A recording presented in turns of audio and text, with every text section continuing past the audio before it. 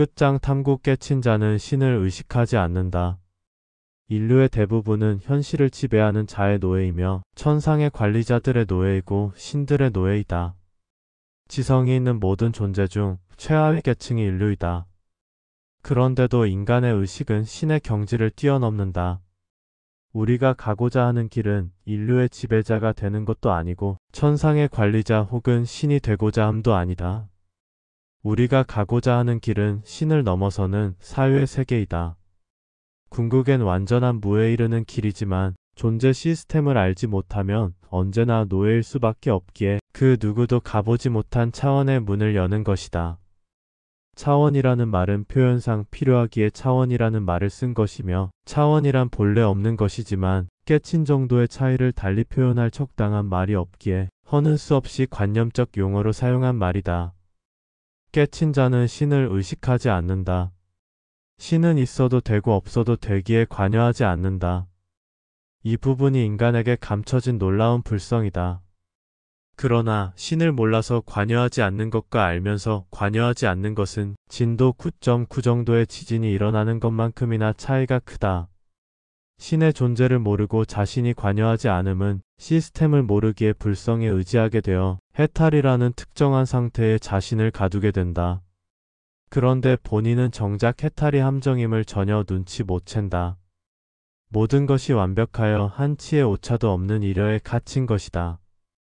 반면 신의 존재를 알고 자신이 관여되지 않음은 견고한 시스템에 갇힌 자신을 보았기 때문이며 그 시스템 너머의 의식으로 세상을 비추어 보면 신이라는 존재도 추구할 바가 못 된다는 것을 알게 된다.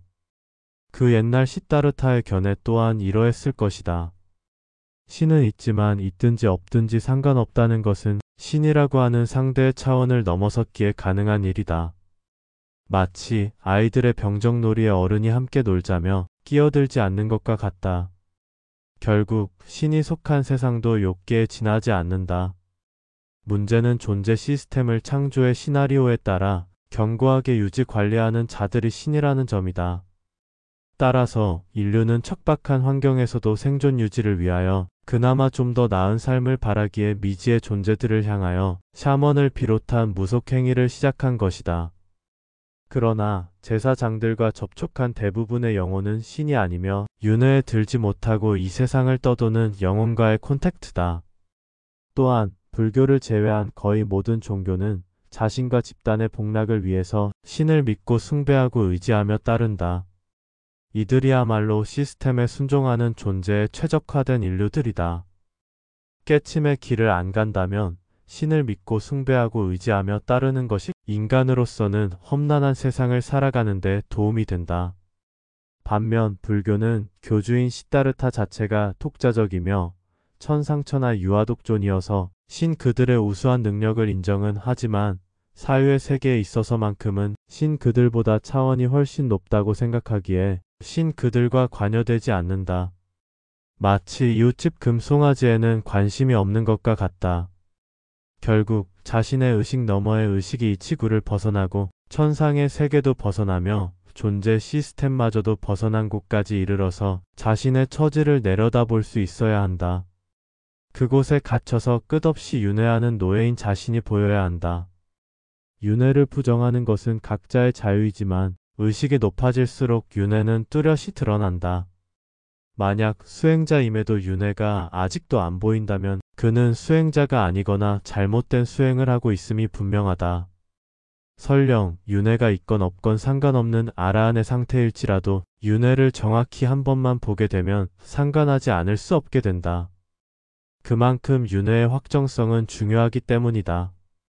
이것은 결코 윤회라는 상에 끌려다니는 것이 아니라 윤회의 실상을 정확히 보고 알아서 깨우치는 것이다.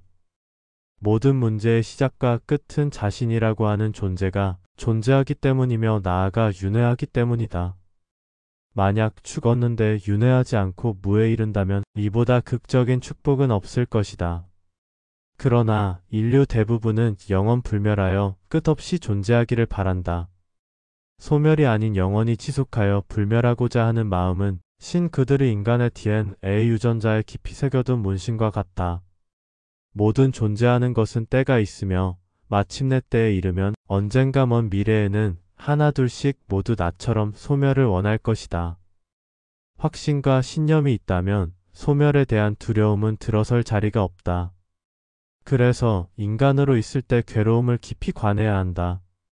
괴로움이 없는 깨침은 신선놀이에 지나지 않는다. 아무튼 깨친 자는 신을 의식하지 않는다. 깨친 자는 신 그들이 만들어 놓은 시스템을 거부할 뿐이다. 인간의 위대성은 신의 경지보다 차원이 높을 수 있다는 것이다. 인간이 신의 경계를 뛰어넘어 더 높은 차원에 올라서 완전한 무에 이르고자 하는 경지에 오를 수 있는 이유는 선정의 힘도 아니며 선업을 실천하기 때문도 아니다. 오직 신은 모르지만 인간만이 뼈저리게 느끼는 괴로움이라고 하는 커다란 원력 때문이다. 불교에서는 세상을 욕계와 색계와 무색계로 나누지만 어떻게 나눈들 아무 상관없다. 적어도 자신이 속한 차원에서 벗어나서 내려다 보아야 한다. 그렇게 깊이 사유하다 보면 집착과 미련이 사라질 것이다. 나아가 궁극에는 존재한다는 것을 의심해야 한다. 자신이 신이며 우주와 하나라는 말은 깊은 사유를 통해 들여다보면 이치적으로는 틀린 말은 아니지만 결국엔 신과 우주도 자신에게는 소멸의 대상이다.